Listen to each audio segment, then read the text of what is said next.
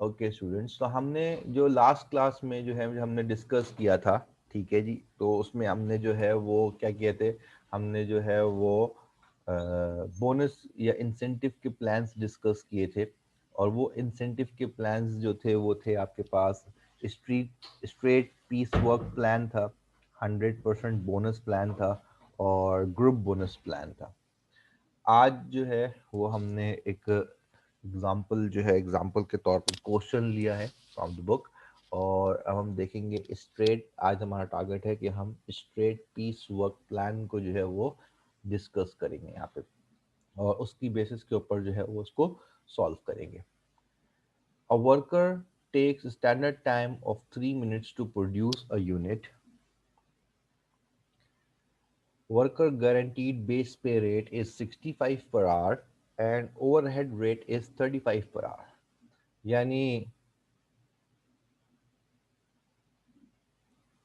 यहाँ आपके पास जो है वो क्या आ रहा है, ठीक है जी। यहाँ आपके पास जो है वो ये शो कर रहा है कि लेबर का रेट तो आपके पास आ गया 65 और ओवरहेड रेट इसने दे दिया आपको 35 पर आवर। प्रोडक्शन डाटा आपके पास जो है, प्रोडक्शन डाटा आपके पास जो है वो रिवील कर रहा है, ठीक है, पर्टिकुलर डे का 5 वर्कर्स के पर्सपेक्टिव में। Worker A, B, C, D and E, और इनके यूनिट्स पर आवर जो आ रहे हैं वो कितने आ रहे हैं, 16 units per our, 20 units per our, 22 units per our, 25 units per our and 28 units per our. ये बेसिक डेटा आपके पास जो है वो अवेलेबल है। एक वर्कर है जिसको स्टैंडर्ड टाइम लगता है एक यूनिट प्रोड्यूस करने में 3 मिनट का। उसकी गारंटीड बेस पे रेट का मतलब है कि आपको इतनी तनख्वाह या इतनी आपकी वेजेस जो हैं वो तो हैं, ठीक है। और ओवरहेड रेट जो है वो है 35 पर आवर, ठीक है जी। 65 लेबर रेट हो गया और 35 ओवरहेड रेट हो गया। प्रोडक्शन डेटा ने बताया कि आपके पास 5 वर्कर्स का डेटा ये है। ए वर्कर जो है वो 16 यूनिट्स पर आवर दे रहा है, बी जो है वो 20 यूनिट्स पर आवर दे रहा है, सी जो है वो 22 units, D 25 units per our और ई 28 यूनिट्स पर आवर। हमें यहाँ पे क्या क्या कैलकुलेट करना है, हमें यहाँ पे पहली रिक्वायरमेंट को देखते हुए standard piece per hour calculate करना है और पीस रेट कैलकुलेट करना है, ठीक है, कि पर पीस हमारा रेट क्या बन रहा है।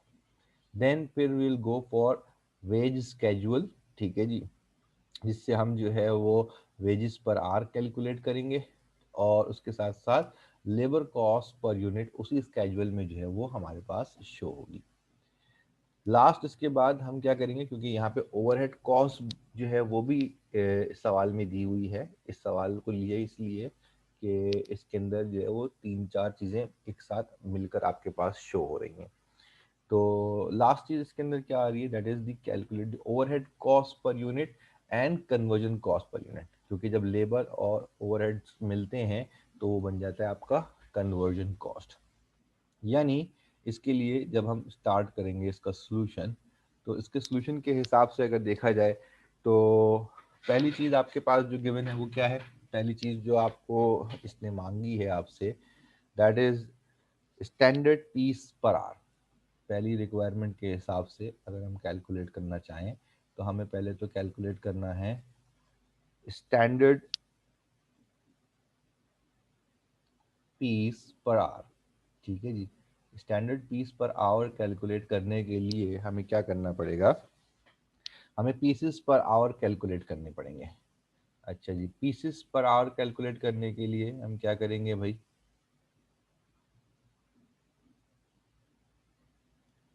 पीसेस पर आवर कैलकुलेट करने का तरीका क्या हो जाएगा, पीसेस पर आवर कैलकुलेट करने का तरीका ये है कि आपके पास एक आवर में टोटल कितने हैं, 60 मिनट्स होते हैं, ठीक है जी।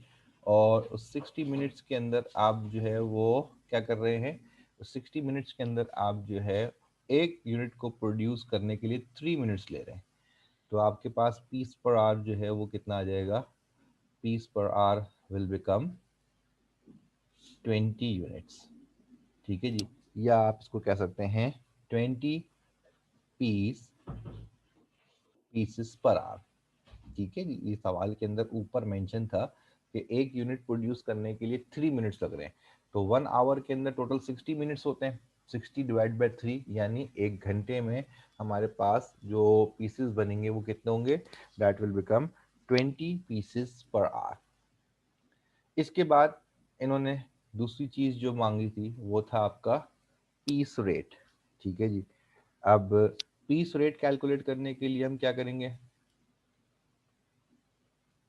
पीस रेट कैलकुलेट करने के लिए हमारे पास क्या है, बेस पे रेट हमारे पास गिवन है।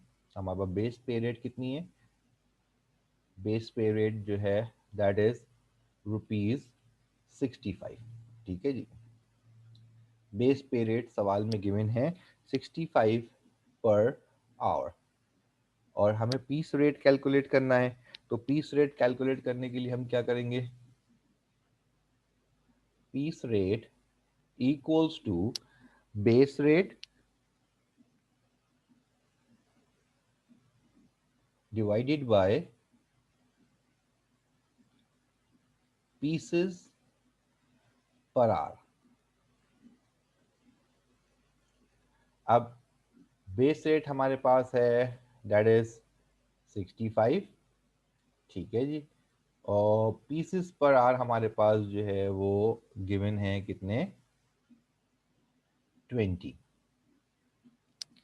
जब हम 60 को 20 से डिवाइड कर देंगे तो हमारे पास आ जाएगा कितना, हमारे पास आ जाएगा 3.25, और ये 3.25 जो है वो मेरे पास पीस रेट आ रहा है पर पीस। ठीक है जी, यानी हर पीस के हिसाब से अगर हम बात करें तो हमें जो पड़ रहा है, यानी हम जो दे रहे होंगे that will become 3.25 per hour. तो हमने यहाँ पे दो चीज़ें भी कैलकुलेट करी। एक तो हमने पहले निकाला क्या कि हम 1 घंटे में कितने पीसेस जो है वो बना रहे हैं, देन उसके बाद फिर हमने जो है वो उसकी मदद से ये कैलकुलेट करा कि हमारे पास जो है वो एक पीस के ऊपर हमें कितना पे करना पड़ रहा है।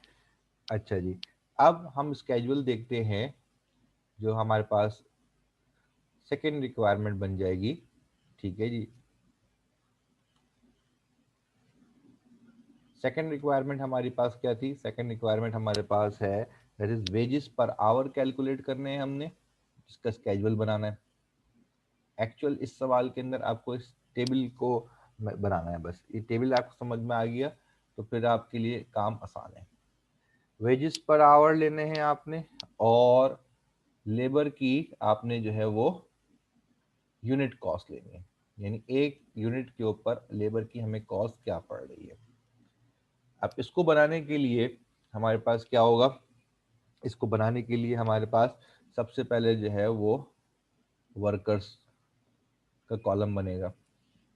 ठीक है जी, और वर्कर्स का कॉलम क्या कहता है भाई, आपके पास ABCDE। ठीक है, तो आपके पास वर्कर का कॉलम जो है वो है ABCD और E। वर्कर के बाद जो है हमारे पास जो सवाल में चीज़ें दी हुई हैं वो क्या है, वो इनके यूनिट्स हैं। ठीक है जी, वर्कर के यूनिट्स पर आवर। अब यूनिट्स पर आवर आपके पास क्या है, सवाल में गिवन है। ये सवाल जब मैं आपको भी शेयर करूंगा तो उसमें आपको ये शो हो जाएगा। तो यूनिट्स पर आवर कितने गिवन थे आपके पास, ए के 16 हैं, बी के 20 थे, सी के 22, ठीक है जी, डी के 25 और ई के 28। ये डाटा आपके पास जो है वो गिवन था आपके क्वेश्चन के अंदर। अब हमें तो कैलकुलेट करना है वेजेस पर आवर कितनी बन रही हैं। ठीक है जी, और वेजेस पर आवर के लिए हमें पता होना चाहिए कि हमारा बेस पे रेट कितना है। ठीक है जी, बेस पे रेट आपका रुपीस में गिवन है, और वो क्वेश्चन में आपके पास मेंशन्ड है, और वो क्वेश्चन में जो मेंशन्ड है वो क्या है आपके पास, दैट इज 65 गारंटीड बेस पे रेट क्या होता है आपके पास कि जो भी काम करेगा, जो नॉर्मली 3 मिनट्स में एक यूनिट बन रहा है, उसके हिसाब से देखें तो सबको गारंटीड 65 पर आवर जो है वो तो मिलेंगे ही मिलेंगे। ठीक है जी। अगर यहाँ आपके पास इन्हांसमेंट हो जाती है और हम उससे जो है उसके बेंचमार्क से आगे निकल जाते हैं, यानी 20 पीसेस पर आवर के बेंचमार्क से जो भी वर्कर आगे निकलेगा, इसका मतलब है कि वो वर्कर जो है वो इंटाइटल्ड हो गया किसका, वो इंटाइटल्ड हो जाएगा बोनस के लिए। ठीक है जी। ये याद रखिएगा कि जब भी हम इंसेंटिव प्लान्स को देखते हैं, ठीक है जी, तो इंसेंटिव प्लान्स में क्या आएगा आपके पास, इंसेंटिव प्लान्स में आपको इंसेंटिव उसी वक्त इंटाइटल होगा जब आप इस बेंचमार्क से, ठीक है जी, जिस बेंचमार्क पे आप काम कर रहे हैं उससे आगे निकल जाएंगे। तो 3 मिनट का में आप एक यूनिट बना रहे थे, ठीक है जी, तो 1 घंटे में यानी 60 मिनट में आपके पास आए थे 20 पीसेस पर आवर। तो जो जो वर्कर 20 पीसेस पर आवर पे स्टक हुए हुए हैं या इससे एक्सीड कर रहे हैं, वो तो सारे इंटाइटल्ड हो जाएंगे आपके पास नए पीस रेट के ऊपर। ठीक है जी। और उसको ये बेनिफिट मिलेगा, ज़्यादा प्रोड्यूस करने का, ज़्यादा यूनिट प्रोड्यूस करने का बेनिफिट मिल जाएगा, उनको इंसेंटिव मिलेगा। जो लोग 20 पीसेस पर आवर से कम काम कर रहे होंगे, उनको सिर्फ गारंटीड बेस पे रेट के हिसाब से ही पेमेंट होगी, उनकी पेमेंट में कोई इन्हेंसमेंट नहीं बनेगी। ठीक है जी। तो पीस पर रेट जो था, पीस रेट जो निकाला था आपने, वो पीस रेट जो है वो ए वर्कर के लिए एप्लीकेबल नहीं होगा, क्योंकि ए वर्कर जो है वो 20 पीसेस पर आवर से बिलो काम कर रहा है। ठीक है जी। 20 पीसेस के ऊपर जो है वो आपके पास क्या आ गया, 20 पीसेस पर आवर के ऊपर जो है वो आपके पास वर्कर बी आ रहा है। ठीक है जी। वर्कर सी भी आ रहा है। ठीक है। वर्कर डी भी आ रहा है और वर्कर ई भी आ रहा है। ये सारे वो है जो 20 पीसेस पर आवर के हिसाब से जो है वो पहुंच रहे हैं अपने एक्चुअल टाइम के ऊपर। अच्छा, अब इसके बाद हम जो है वो कैलकुलेट करते हैं वेजेस पर आवर। ठीक है जी। अब वेजेस पर आवर के लिए क्या हो जाएगा आपके पास भाई, वेजेस पर आवर जब हम कैलकुलेट करेंगे तो वेजेस पर आवर कैलकुलेशन के लिए हमारे पास क्या बन जाएगा, वेजेस पर आवर की कैलकुलेशन हमारे पास बन जाएगी कितनी, अगर फर्स्ट वाले को देखें हम, तो यहाँ आपके पास क्या है, यहाँ हम जो है वो मार्क कर देते हैं ताकि आपको याद रहे। वेजेस पर आवर कैलकुलेट करने के लिए हमें क्या करना है, वेजेस पर आवर कंप्लीट करने के लिए यूनिट्स पर आवर को आप मल्टीप्लाई करेंगे पीस रेट से। ठीक है जी। अच्छा, अब आप इसमें क्या करेंगे, यहाँ पे अब आप यहाँ पे कैलकुलेट कर सकते हैं, ए वर्कर ने जो है वो 16 यूनिट्स पर आवर प्रोड्यूस करें, इसका मतलब है इसका पीस रेट तो चेंज ही नहीं हुआ, इसको सिर्फ और सिर्फ क्या होगा, इसको सिर्फ और सिर्फ मिलेंगे कितने, 65 पर आवर जो गारंटीड है। 20 यूनिट्स पर आवर बी ने प्रोड्यूस करे तो 20 मल्टीप्लाई बाय 3.25। ठीक है जी। 20 मल्टीप्लाई बाय 3.25, ये कितना आ जाएगा आपके पास, ये आ जाएगा आपके पास 65। क्योंकि जो हमारा स्टैंडर्ड था 20 पीसेस 1 घंटे का, इसने सिर्फ 20 पीसेस ही प्रोड्यूस करें तो इसको कोई इन्हांसमेंट नहीं मिलेगी। जब हम सी वर्कर को कैलकुलेट करेंगे तो सी वर्कर के लिए क्या हो जाएगा, 22 मल्टीप्लाई बाय 3.25, तो इसकी वेज जो है, अब इसकी वेज चेंज हो जाएगी, इसकी वेज बन जाएगी 71.5।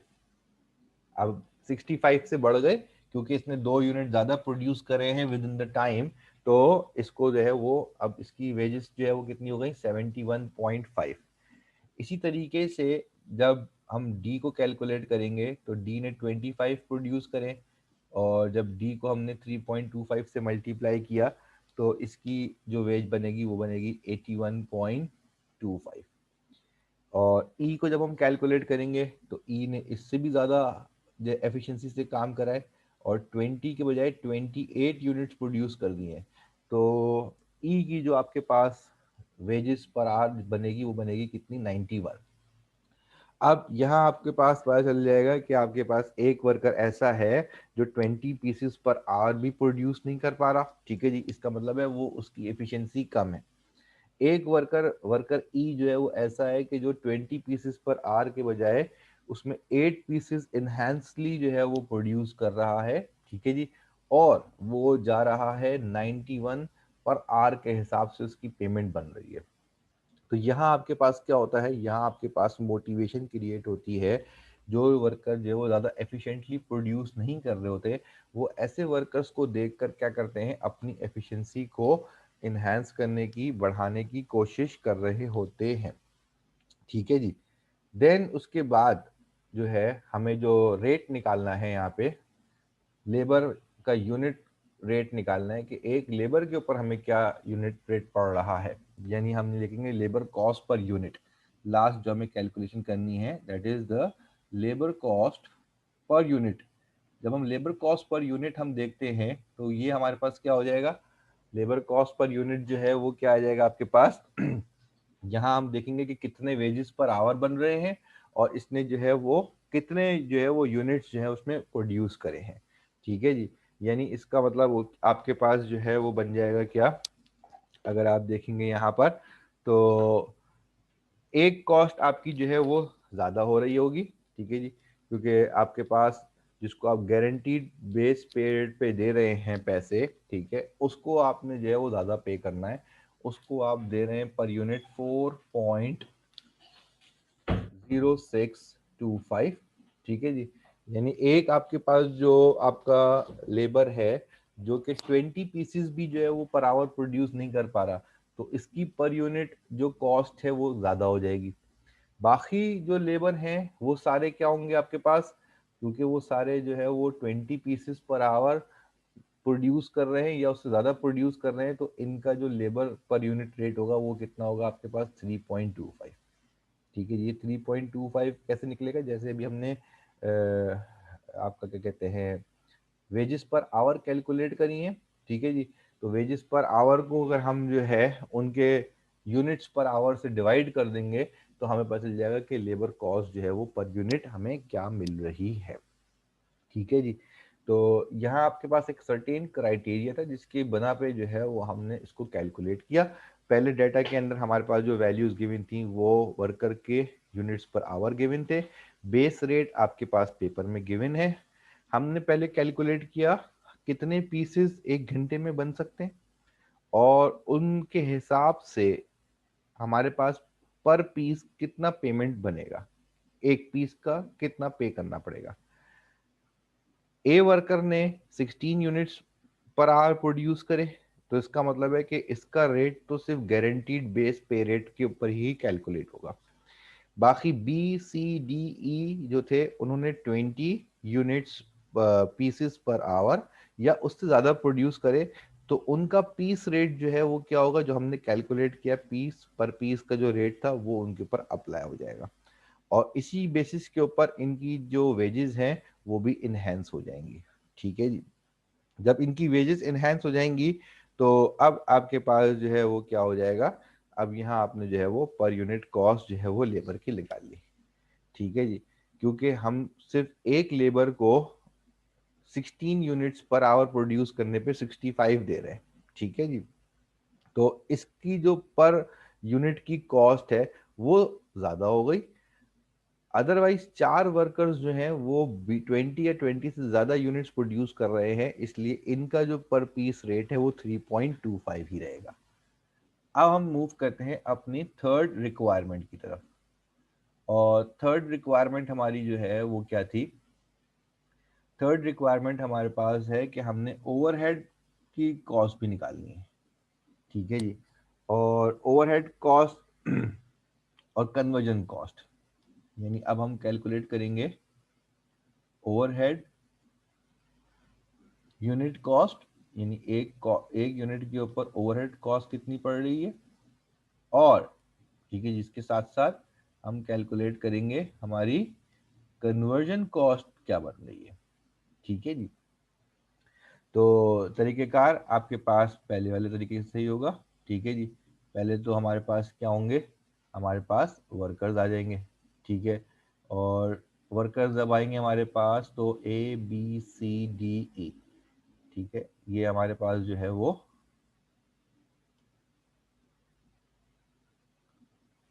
5 वर्कर्स गिवन है, ABCDE। ठीक है जी। और यूनिट्स पर आवर जो है वो हमें इनके गिवन है, units per our. Units per our जो है हमें इसके गिवन है हर उसके लेबर के हिसाब से। तो ये आपके पास थे 16, इसके थे 20। ठीक है जी। फिर सी के थे 22, फिर डी के थे 25 और ई के थे 28। ओवरहेड कॉस्ट पर आवर आपके पास स्टैंडर्ड जो दी हुई थी सवाल में। ठीक है, ओवरहेड कॉस्ट पर आवर, ये सवाल में जो है इसको आपने मेंशन किया हुआ है, सवाल में गिवन है। जैसे बेस पे गारंटीड 65 थी लेबर को, तो ओवरहेड कॉस्ट जो था आपके पास पहले से असाइन थी वो थी 35 पर आवर। ठीक है जी। ओवरहेड कॉस्ट जो थी वो आपके पास सबके लिए 35 पर आवर थी। ये आपके पास डाटा जो है वो क्वेश्चन में अवेलेबल है। अब हमें जो कैलकुलेट करना है वो क्या है, overhead cost per unit calculate करनी है। ठीक है जी। ओवरहेड कॉस्ट जब हम पर यूनिट कैलकुलेट करेंगे तो ये आपके पास रुपीज़ में ही आएगी। ठीक है जी। तो पहले वाले कॉलम में भी ये 35 जो है वो रुपीज़ में है, तो ये रुपीज़ में कैसे कैलकुलेट हो जाएगी आपके पास, ये आ जाएगी आपके पास overhead cost per unit 35 divided by units per hour 16। तो ये आ जाएगा आपके पास कैसे, 35 डिवाइडेड बाय 16, ये बन जाएगा 2.1875। ठीक है जी। फिर ओवरहेड कॉस्ट जो है वो बी के लिए 35 डिवाइडेड बाय 20। तो 35 डिवाइडेड बाय 20 विल बिकम 1.75। ठीक है जी। अब 35 डिवाइड बाई 22, ये हो जाएगी आपके पास 1.5909। ठीक है जी। फिर 35 divided by 25 will become 1.4।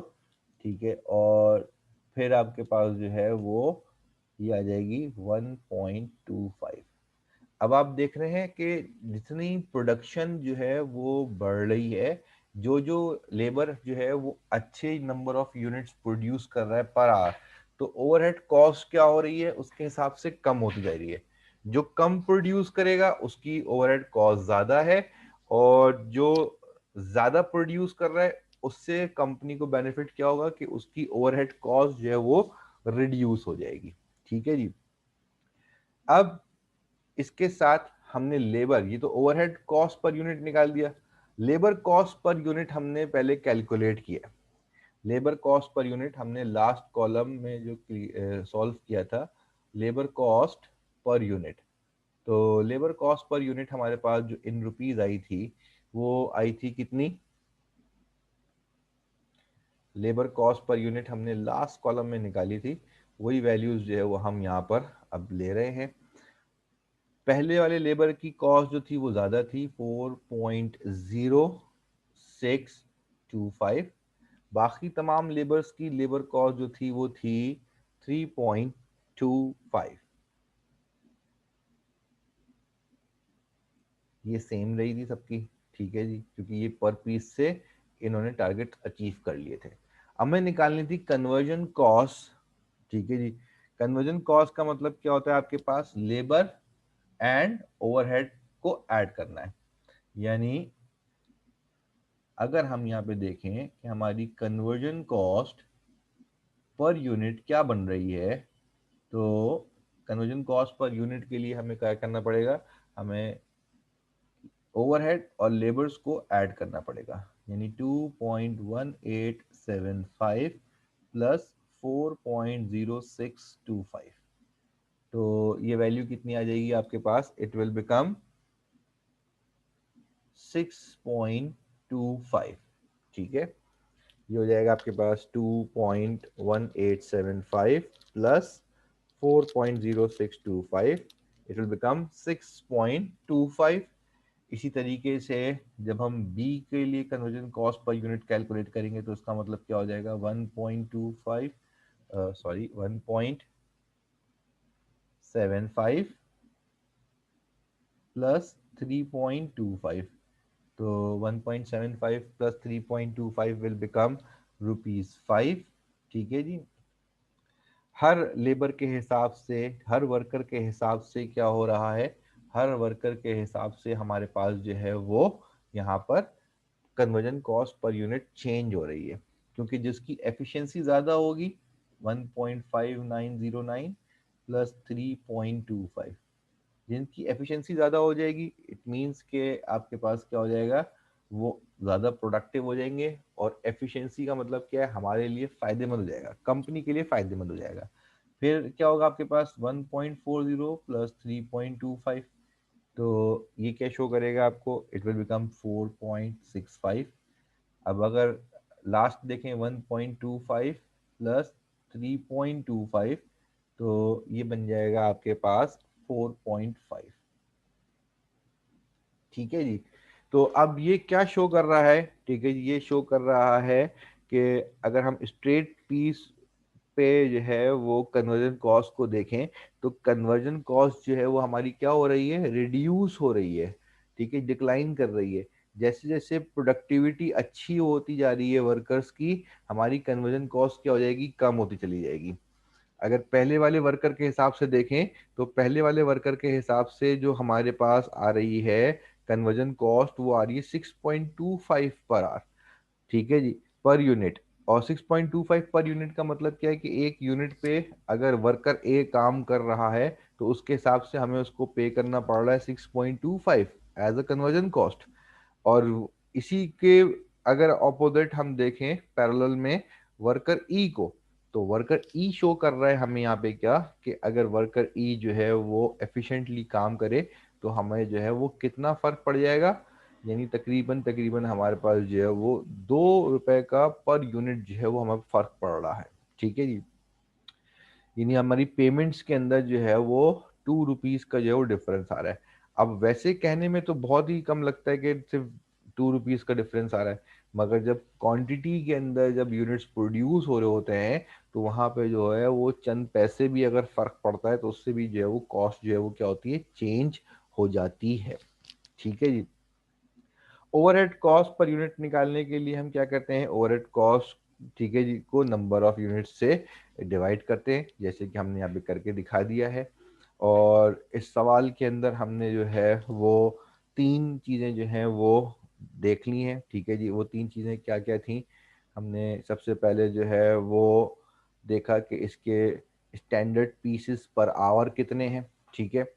60 minutes यानी 1 आवर के अंदर कितने पीसेस जो हैं वो बना रहे हैं ये, या बन सकते हैं, क्योंकि स्टैंडर्ड 3 मिनट्स का है टाइम एक यूनिट को प्रोड्यूस करने का। तो एक यूनिट अगर 3 मिनट में प्रोड्यूस हो रहा है, एक पीस 3 मिनट में तैयार हो रहा है, तो इसका मतलब ये हो जाएगा कि 60 मिनट्स में हमारे 20 पीसेस जो हैं वो रेडी हो जाएंगे, यानी 1 घंटे में हम 20 पीसेस बनाएंगे ऑन स्टैंडर्ड। अब स्टैंडर्ड के हिसाब से अगर देखा जाए तो हमारे पास एक पीस का रेट कितना आ जाएगा, एक पीस का रेट बन जाएगा हमारा, हम 1 घंटे के दे रहे हैं 65 गारंटीड। 65 गारंटीड का मतलब कि इतने तो पैसे मिलेंगे 1 घंटे के। और 1 घंटे में पीस कितने बनाने हैं, वो हैं 20। तो बेस रेट को अगर मैं पीसेस पर आवर से डिवाइड करूंगा तो मुझे पता चल जाएगा कि मुझे एक पीस के ऊपर कितनी पेमेंट करनी है, ठीक है जी। अब आपको समझ में आ जाएगा कि स्ट्रेट पीस वर्क पे जो आपका बोनस प्लान होता है उस पे हमने क्या कर दिया, हमने पीस रेट निकाल लिया। अब पीसेस ज़्यादा बनेंगे तो ऑटोमेटिकली पर आवर वेज जो है वो ज़्यादा हो जाएगी। पीसेस कम बनेंगे तो जितनी गारंटीड अमाउंट है सिर्फ वही फुलफिल हो सकती है, उससे आगे आपको कोई पैसे नहीं मिलेंगे। फिर हमने जो है वो वेजेस पर आर कैलकुलेट करी, ठीक है जी। जब हमने वेजेस पर आर कैलकुलेट करी तो हमने वर्कर्स लिए, उनके यूनिट पर आवर्स लिए, उनकी बेस पे रेट ली, ठीक है जी। बेस पे रेट किस हिसाब से बन रही है आपके पास, अगर आप जो है वो यूनिट्स पर आवर जो है वो 20 के बेंचमार्क को मीट करते हैं या उससे ज़्यादा बनाएंगे तो हमारा पीस रेट जो है वो 3.25 था। अदरवाइज आपको सिर्फ बेसिक पे रेट जो गारंटीड है आपको सिर्फ वो मिलेगी। इसीलिए ए वर्कर के कॉलम के अंदर हमने पीस रेट को आइडेंटिफाई नहीं किया क्योंकि ये बेंचमार्क से नीचे था, ठीक है जी। अब इसी तरह सॉरी, बी सी डी और ई जो थे आपके पास, इन्होंने 20 पीसेस पर आवर या उससे ज़्यादा प्रोड्यूस करे तो इसलिए इनके पीस रेट जो हैं पर पीस रेट जो है वो आ गया 3.25। अब ए तो बिलो द बेंचमार्क था इसलिए उसको तो सिर्फ पे ही 65 हुआ। बी जो था उसने पूरे बेंचमार्क को compete किया इसलिए उसकी बेस रेट के हिसाब से जो पीस रेट के हिसाब से जो तनख्वाह बनी वो भी 65 बनी। अब जब इससे सी की तरफ हम आगे बढ़े तो सी ने जो है वो क्या किया था कि सी ने नंबर ऑफ यूनिट्स बेंचमार्क से ज़्यादा प्रोड्यूस किए थे।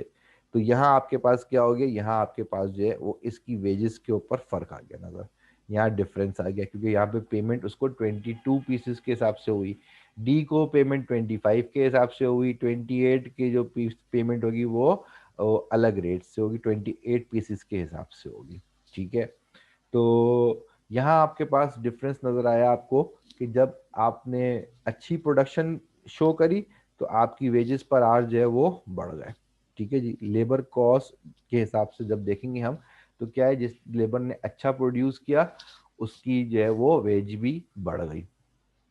अब पर यूनिट अगर लेबर देखते हैं तो जिसने बेंचमार्क को compete नहीं किया, इस मीन्स कि उसकी लेबर कॉस्ट पर यूनिट जो है वो ज़्यादा है क्योंकि वो काम जो है वो सही तरीके से या एफिशिएंटली नहीं कर पा रहा, जिसकी वजह से जो है वो कम प्रोड्यूस कर रहा है, इसीलिए इसका पर आवर रेट भी जो है वो पर यूनिट रेट भी जो है वो क्या है, ज़्यादा आ रहा है, ठीक है। बाकी लोग जो है वो 20 से ज़्यादा जो है वो प्रोड्यूस कर रहे हैं इसलिए उनका पर पीस रेट जो है वो कितना है, 3.25 है।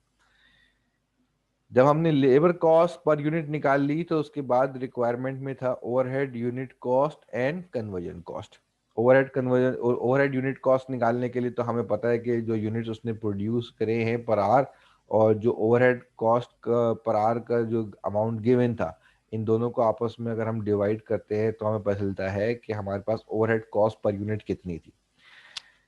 जैसे जैसे आपके पास वर्कर जो है वो प्रोडक्शन ज्यादा प्रोड्यूस कर रहे हैं तो उनका ओवरहेड रेट भी क्या हो रहा है, कम हो रहा है, ठीक है जी। अब ये फर्क याद रखिएगा कि लेबर की पेमेंट जब होती है तो जितने पीसेस ज्यादा प्रोड्यूस किए जाएंगे उतनी अच्छी तनख्वाह मिलेगी लेबर को, ठीक है। और जितने अच्छे यूनिट प्रोड्यूस करेंगे उतनी ही आपकी ओवरहेड कॉस्ट जो है वो क्या हो जाएगी, वो रिड्यूस हो जाएगी। तो जिसने 28 यूनिट्स पर आवर प्रोड्यूस कर दिए उसकी तो ओवरहेड कॉस्ट 1.25 हो गई, और जिसने जो है वो 16 पर आवर प्रोड्यूस करे उसकी कॉस्ट जो है वो हो गई 2.1875, यानी तकरीबन ₹1 का फर्क आ गया पूरी ओवरहेड कॉस्ट में, ठीक है जी। लेबर कॉस्ट आप पहले आइडेंटिफाई कर चुके थे, इस ओवरहेड और लेबर कॉस्ट को मिलाया तो हमारे पास क्या हो गई, कन्वर्जन कॉस्ट पर यूनिट मिल गई। तो कन्वर्जन कॉस्ट के कॉलम जो है वो ये शो कर रहा है आपके पास कि अगर आपका लेबर जो है वो अच्छी एफिशिएंसी से काम करे, अपनी प्रोडक्शन से ज़्यादा प्रोड्यूस कर रहा है, ठीक है, तो इसका मतलब क्या हो जाएगा, इसका मतलब क्या हो जाएगा कि वो आपकी ओवरऑल कॉस्ट को जो है वो क्या कर देगा, रिड्यूस कर देगा एज कंपेयर टू दोस्त कस्टमर्स के, सॉरी दोस्त आपके पास लेबर्स के जो आपके सेट किए हुए बेंचमार्क यानी नॉर्मल स्टैंडर्ड पे भी जो है वो प्रोडक्शन को लेकर नहीं आ रहे। तो एटलीस्ट वर्कर्स को चाहिए कि कम से कम अपनी जो है वो जो स्टैंडर्ड आपके पास प्रोडक्शन है उस तक जो है वो मीट करें। तो this is all about straight piece work plan, ठीक है जी। स्ट्रेट पीस वर्क प्लान के अंदर जो चीज़ें आती हैं वो हमने कॉम्प्रीहेंसिव एक ही सवाल में जो है वो हमने डिस्कस कर ली, और उसमें दोनों चीज़ें कवर हो गई हैं, आपके पास लेबर का इंसेंटिव भी कवर हो गया है और उसके साथ ओवरहेड कैलकुलेट करके उससे हमने कन्वर्जन कॉस्ट भी निकाल ली। तो हमने जो है वो सर ज्यादा काम जो है वो यहाँ पर किया हुआ है, ठीक है जी। तो आई थिंक कि इससे आपका जो है वो ये स्ट्रेट पीस वर्क प्लान जो है वो आपको जो है वो समझ में आ जाएगा। ओके।